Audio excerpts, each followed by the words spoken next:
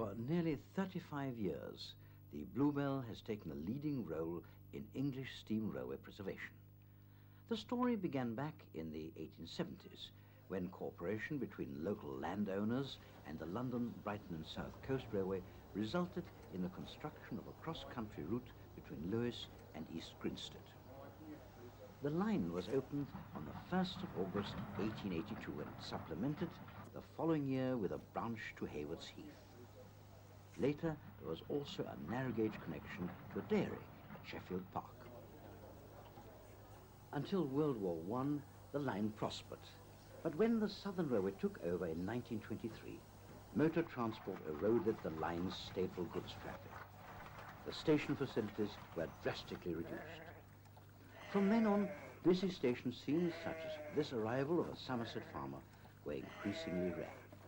The line was losing money, and in May 1955, it was suddenly closed. At this point, a local resident discovered that British Railways were still legally bound to run 4 trains a day, and the line was reopened for another 3 years. After final closure, a Railway Preservation Society was quickly established, and in August 1960, the Bluebell Railway ran its first train. This was the first time that anyone had successfully preserved a standard gauge section of British railways. From the very beginning, the intention was to create a living museum, preserving all the atmosphere of a rural steam railway. The original stock of 2 small engines and 2 coaches has since grown into a large collection, and today an impressive roster of locomotives are housed in and around the running sheds at Sheffield Park. The collection concentrates on classes typical to the south of England, encouraging the Maunsell and Bullard societies to house their locomotives here too. British Rail's standard classes built during the 1950s are also preserved, while in the yards and sidings many more locomotives wait patiently for restoration. Sharpthorne is unique, as she was actually used to build this line over 100 years ago. But a special place is reserved for Stepney and Bluebell, the railway's first acquisitions back in 1960. Sir Vincent, an Aveling and Porter geared drive engine, is on loan from Hinbury Hill, and today, with a little help from Normandy and number 1618, she's due to return home to Northants. Normandy is a Class B4 040 tank. Built for the London and South Western Railway in 1893, this Adams engine spent more than 50 years shunting in the docks at Southampton.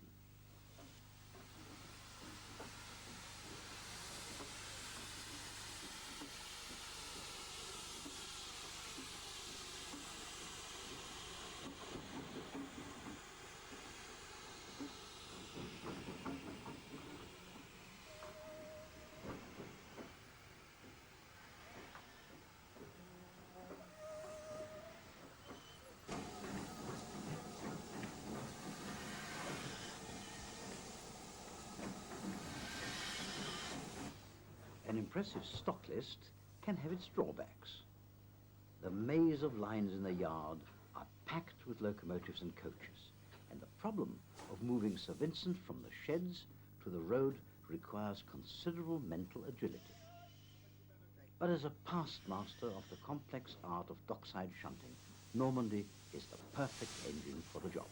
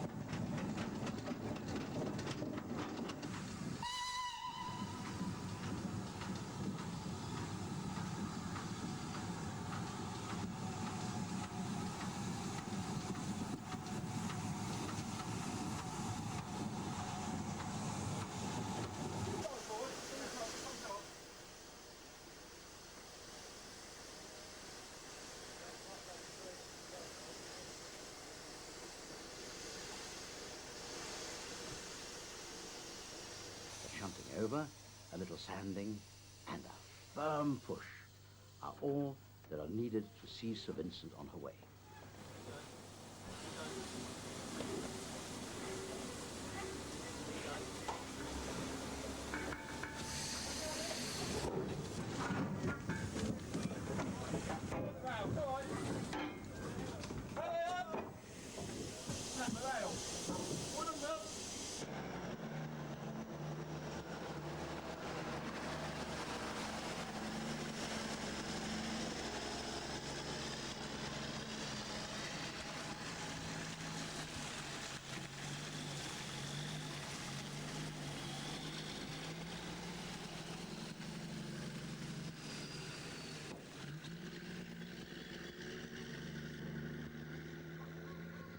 A step back in time now to the Easter of 1991, when Terrier Tank Stepney was preparing to run light up the line out of Sheffield Park Station.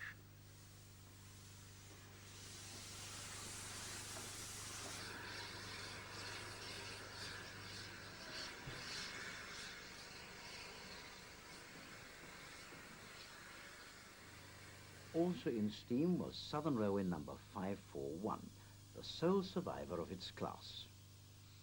The Q-Class 060 was intended for goods and light passenger duties and was the last of Richard Maunsell's locomotive designs.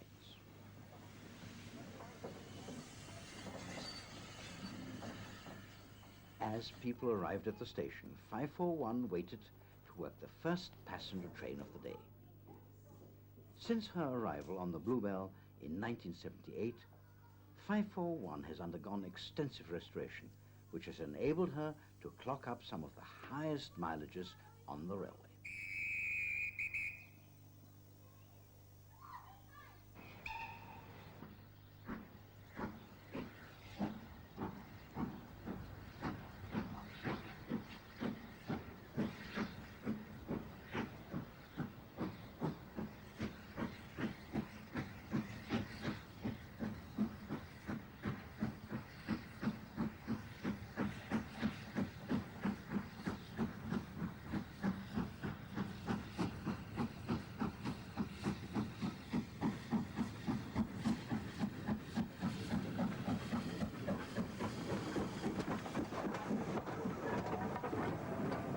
After leaving the station at Sheffield Park, the single-track line heads north to Horsted Keynes, the terminus of the line until 1990.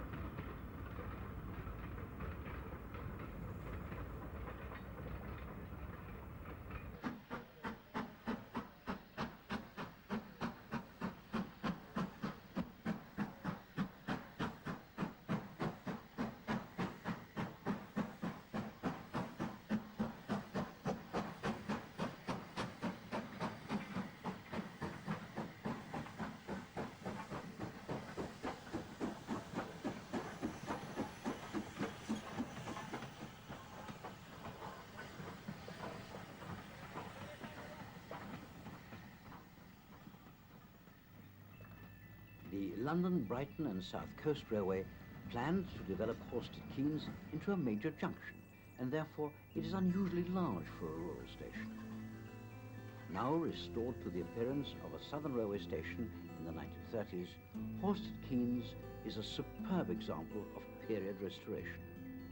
Its unique collection of old enamel advertisements and the attention to detail has brought the age of steam firmly back to life.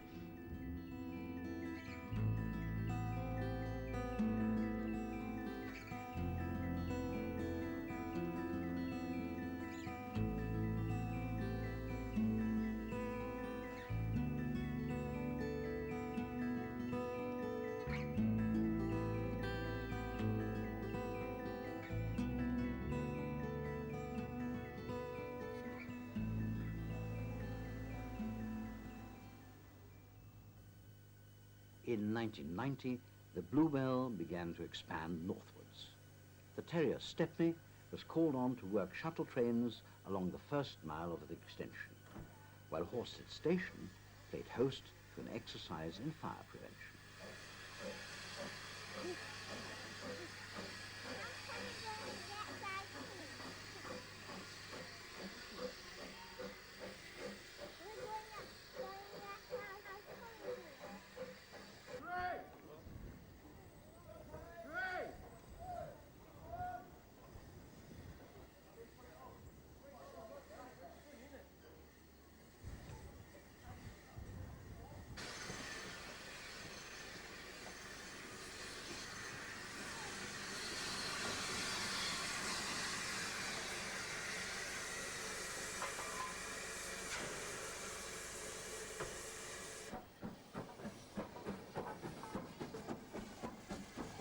With the return of the shuttle, number 541 ran around the train before taking passengers back down the line to Sheffield Park.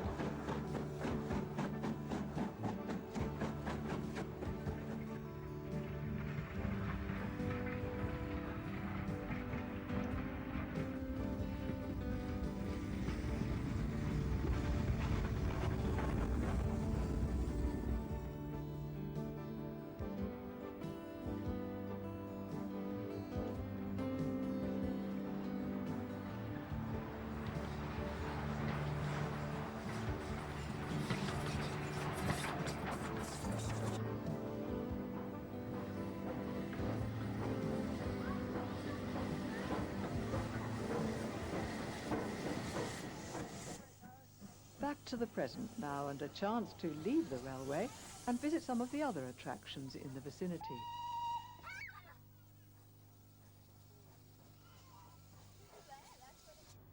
Sheffield Park Gardens is owned and protected by the National Trust.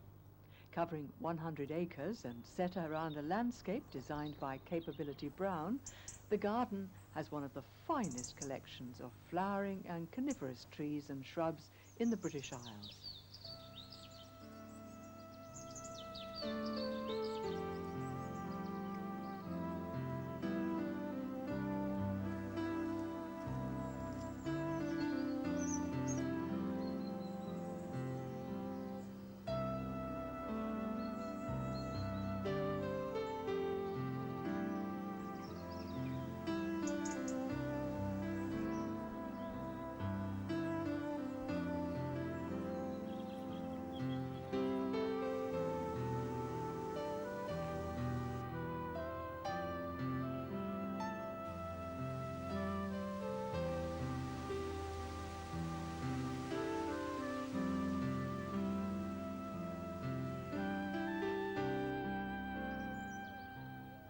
Not far away is Barkham Manor.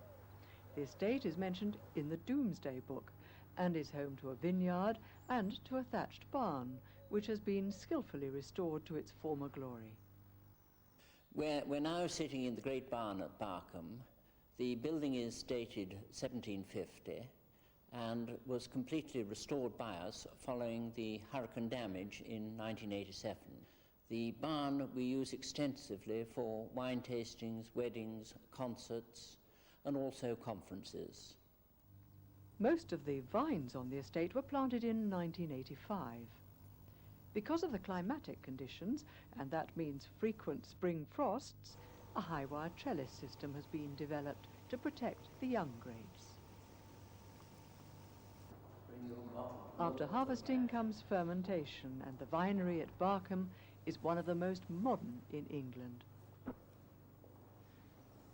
These are a selection of the gold and silver medals we won in 1992 in an international competition run by Paris.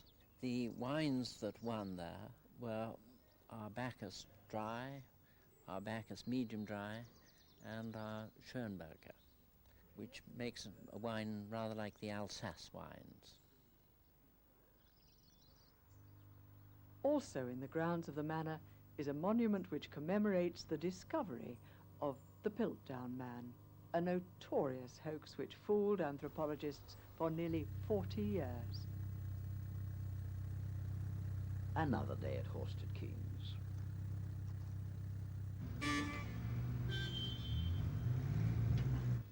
And the Permanent Way gang prepares to set out for a day's work on the line.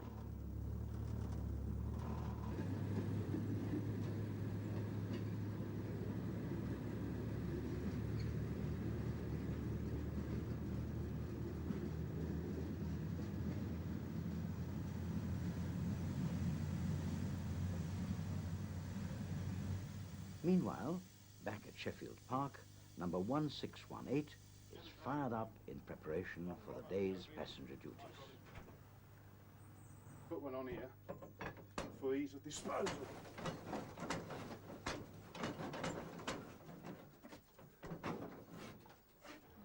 Do you know what you're doing?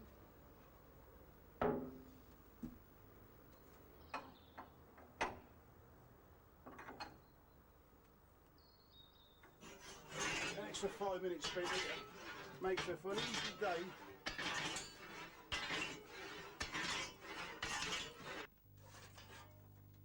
Number 1618 is a U-class locomotive designed by Monson and built in Brighton in 1928. Nicknamed U-boats, these moguls became standard mixed traffic locomotives throughout the entire Southern Railway system. Although only the second engine to be rescued from the renowned scrapyard in Barry, number 1618 had to wait until 1977 before a move to the Bluebell enabled regular running to be resumed. 16 years later, driver Mick Blackburn gives his impression of the locomotive. Well, I like driving the U-Class. It's a very easy machine to drive. It's very economical. It does whatever we want it to do. But I haven't really got any favourites. I'm quite willing to have a go on any steam engine. One day someone said, oh, there's a steam railway starting up, Bluebell Railway, and I came along. That was back in 1960. I just like steam locomotives.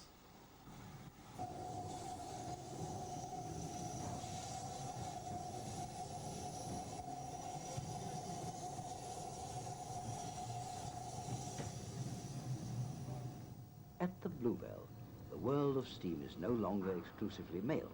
For now, women are in on the act too.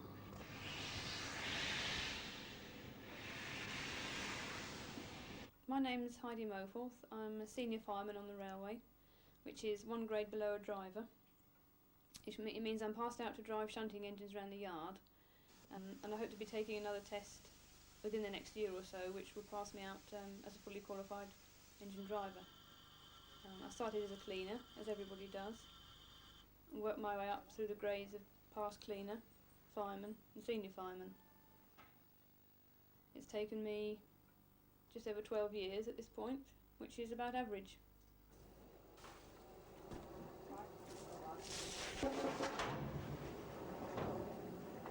because a steam locomotive is one of those things that will always be trying to get the better of you. And it's a never-ending challenge to be getting the better of the machine and bringing it under control and getting it to do what you want it to do. Doesn't matter how many years you've been working on it, firing and driving it, it's still a challenge. You've always got to bring it under control. The restoration of Sheffield Park to an LBSC station at the turn of the century is a remarkable achievement.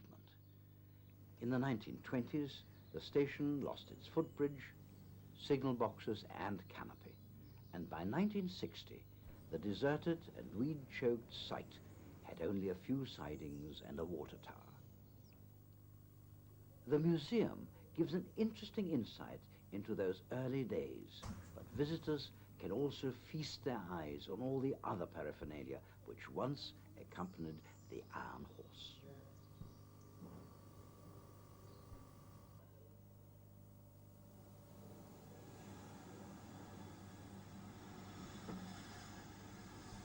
The Bluebell has some fairly unusual accommodation in the shape of the Queen of Scots. These carriages recreate all the style of a pre-war first-class sleeping car with the extra bonus of an ensuite bathroom. Fired, fueled and watered, number 1618 is now almost ready to depart. But first, there's a train to make up.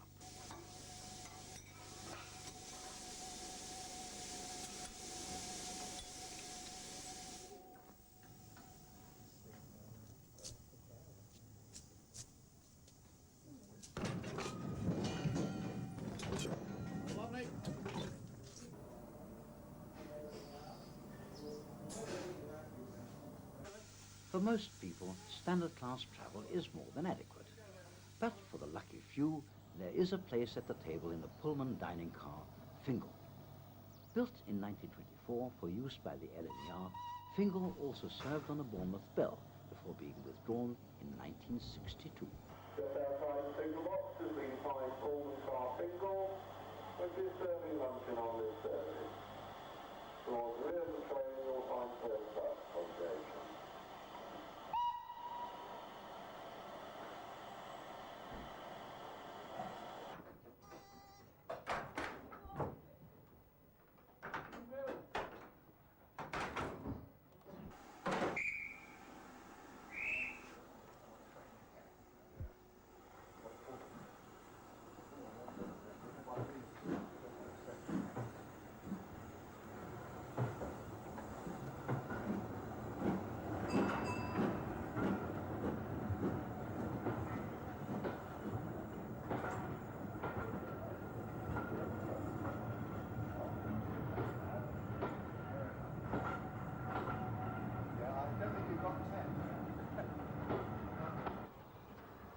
Pulling out of Sheffield Park, 1618 runs straight onto Freshfield Bank and a long climb up to Horsted Quays.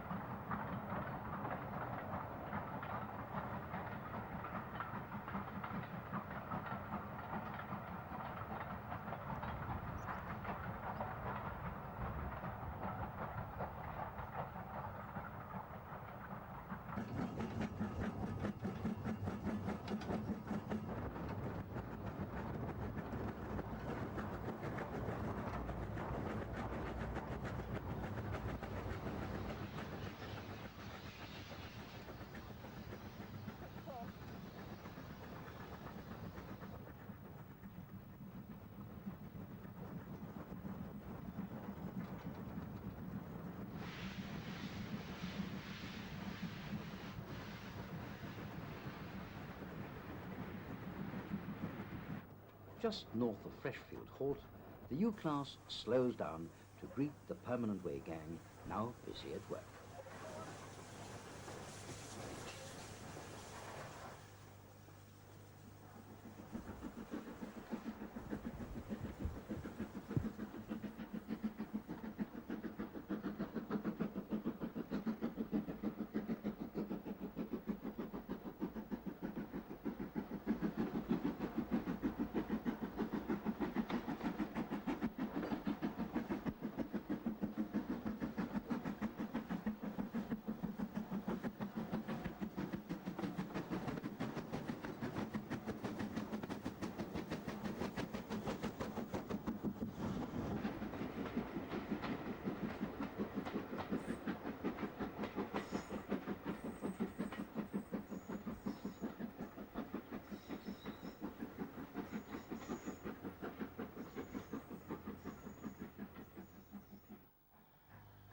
arrival at Horsted Keynes.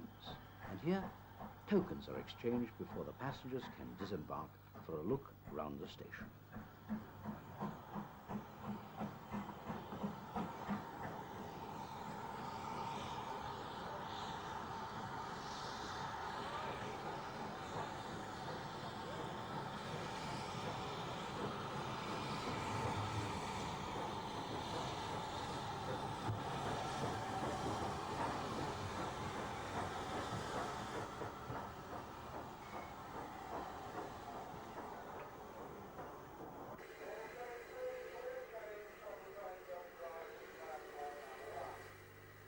Car number 1503 is the only pre-grouping observation car in existence, but it's just one of 60 vehicles in the Bluebell's impressive collection of rolling stock. As with locomotives, the policy is to build up a stock list which represents the railway history of the south of England. The collection includes passenger and goods stock, coaches, special saloons, vans, trucks, wagons, cranes, and even trolleys. The carriage and wagon department at Horsted Keynes restores and maintains all the Bluebell's rolling stock. Their quality of work is second to none. Well, this is something we do every 6 months. We need to check and find out what condition the oil is in.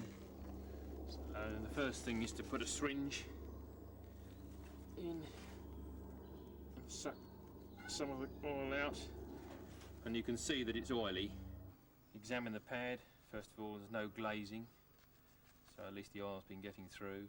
There's no white metal from the bearing, and there's no scuff marks in it to suggest that there's any marks on any damage to the axle itself.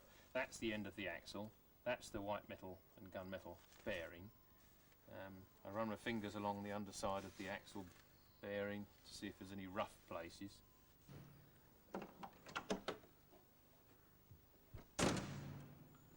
No problems there.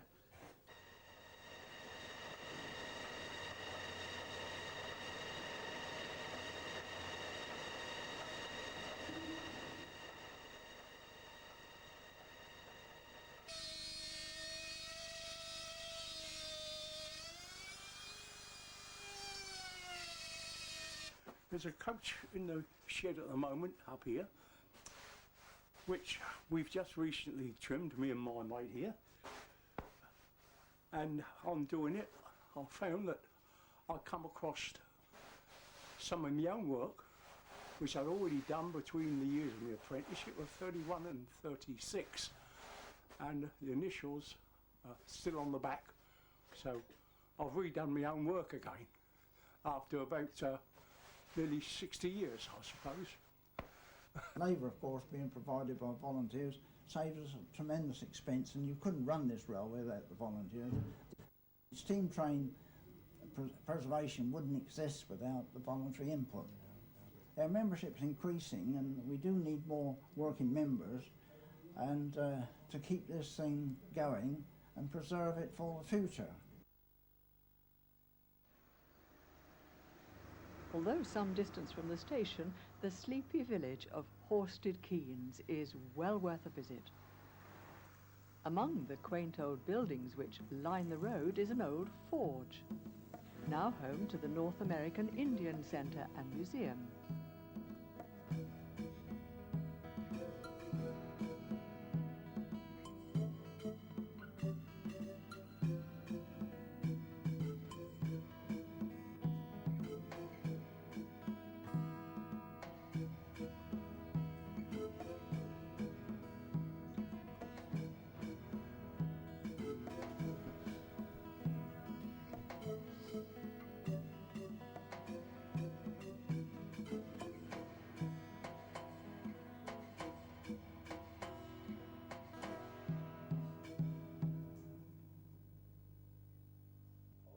The old station at West Hoathly is our next destination.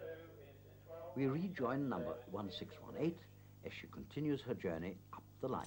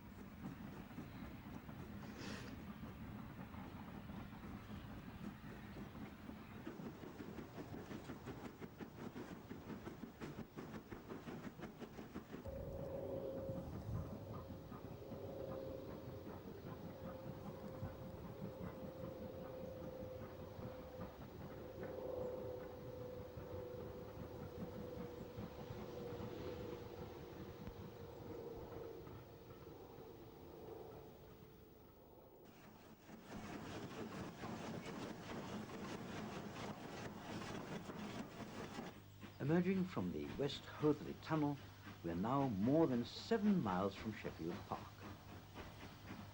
Sadly, the railway temporarily terminates here, just short of New Coombe Bridge, pending the continuation of the extension to East Gridstead.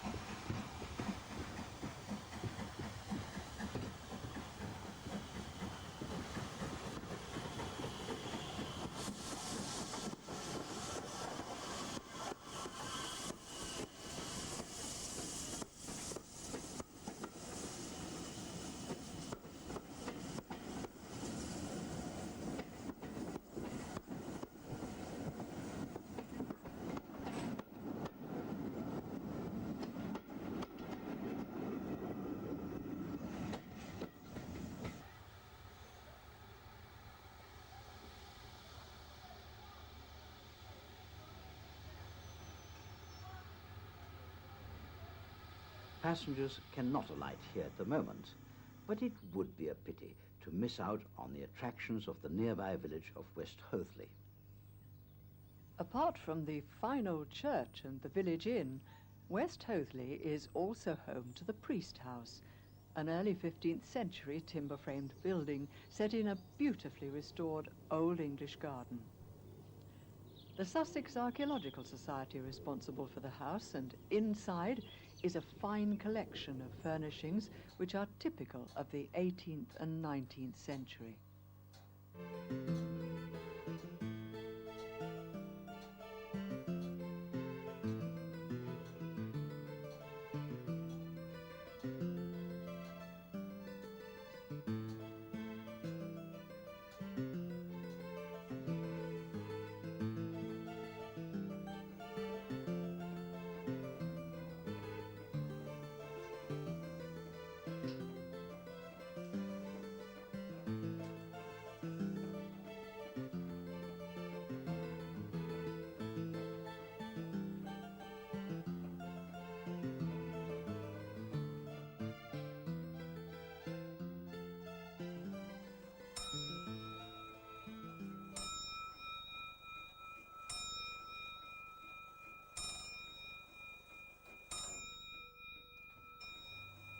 Just a few miles away, on the Sussex Weald, the Royal Botanic Gardens have created an environment of rich diversity within the grounds of Wakehurst Place, a National Trust property. Surrounding the house are the formal gardens, but there are also natural woodlands, wetland, fields and meadows, as well as the Loder Valley Nature Reserve.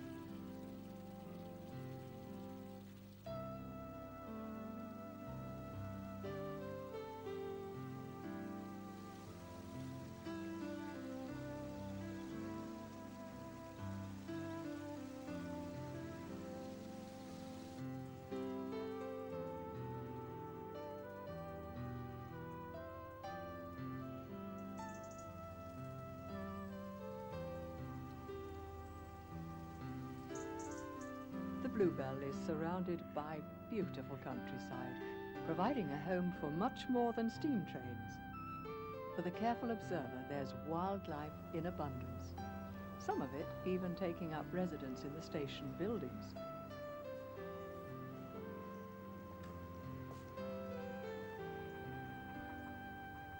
Weir Wood Reservoir is a bird spotter's paradise, and in the spring you can find bluebells and daffodils almost anywhere. Kingscote is next on the list of the Bluebell extension plans, and regular passenger trains should be arriving there by the summer of 1994. The station was bought in 1985, and restoration has been progressing steadily ever since. Kingscote, like the other stations along the line, was built to the LBSC country house design, and considering the years of neglect, it was remarkably undamaged. Original furniture and fittings were collected or made. The signal box was restored, and a new downside platform has been built.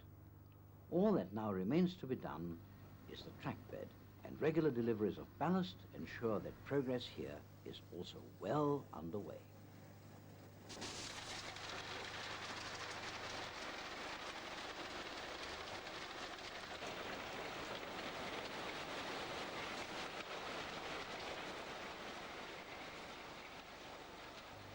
The trackpad continues to the north, and although completion of the line may still be a few years away, it now seems certain that the Bluebell will eventually be running steam trains all the way into East Grinstead. Here, the prize is the connection with the rest of the National Rail network.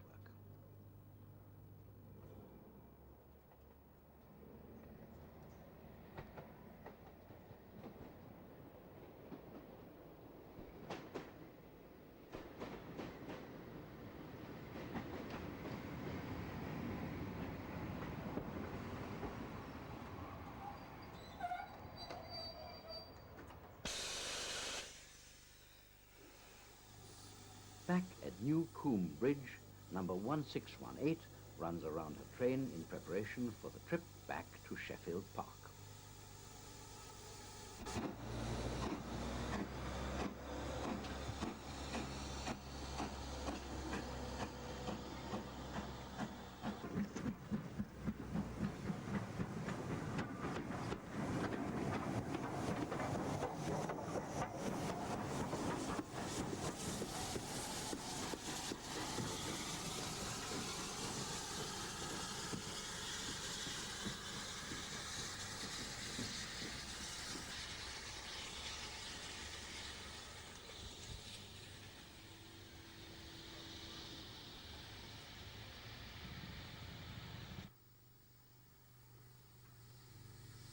Attention to detail is all important, and the old Lewis to East Grinstead head code must be attached to the tender before the guard can show the green flag.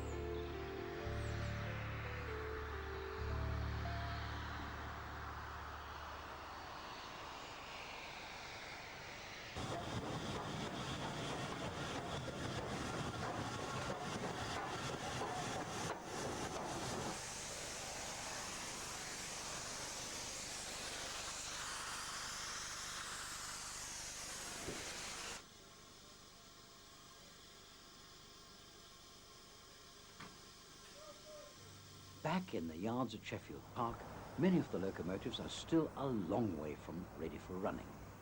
Many societies and trusts have stabled their locomotives alongside the Bluebell's collection, and with a major boiler examination required every 10 years, there's a long waiting list for restoration work. With each rebuild costing tens of thousands of pounds, the Bluebell was forced to open its own locomotive workshop in 1976.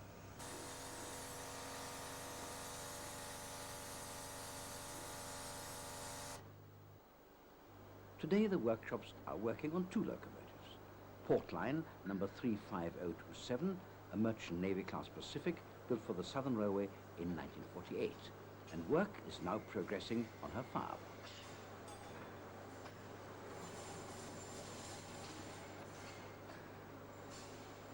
And then number 592, a C-class Southeastern Chatham goods engine dating from 1902. She has recently been awarded a new boiler certificate. The boiler now awaits erection on her frames.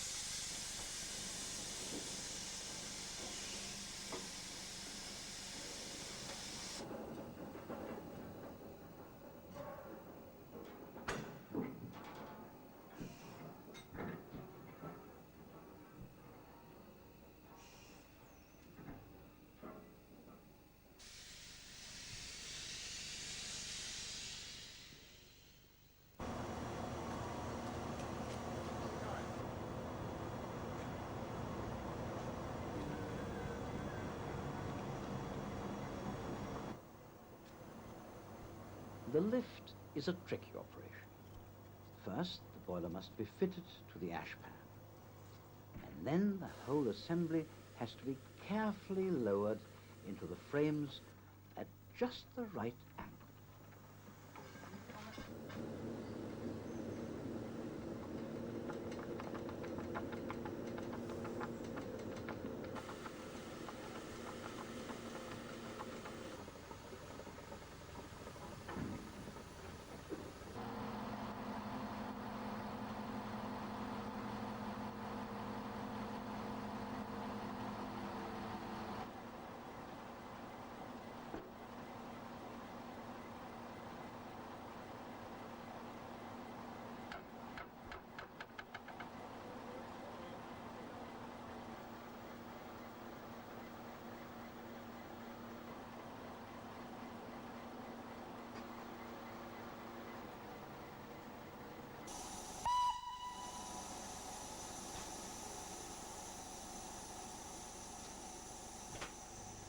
With the lift completed, it won't be long before 592's tender is also pressed back into service. But first, the chimney must be remounted with a little help from the works hoist.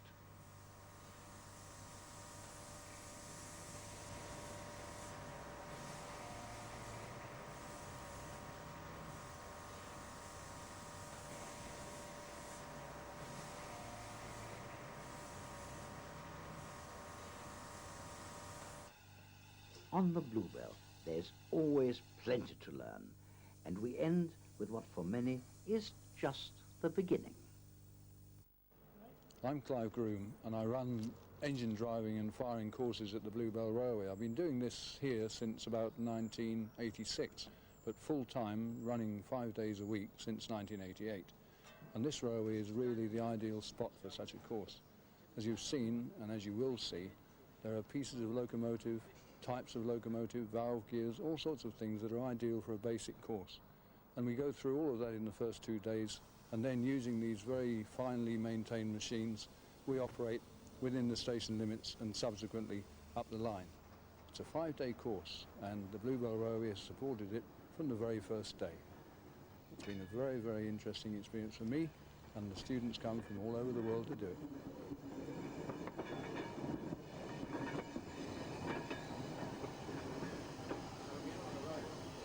This engine is an H-class tank built by the South Eastern and Chatham Railway around about 1905. It's a suitable engine for the course because it's neither too big or too small. It polishes up extremely nicely, but it gives the drivers a little problem in that it has a steam reverser and not a manual reverser. So if you see puzzle-looking faces sometimes in the window, it's because they're struggling with the steam reverser.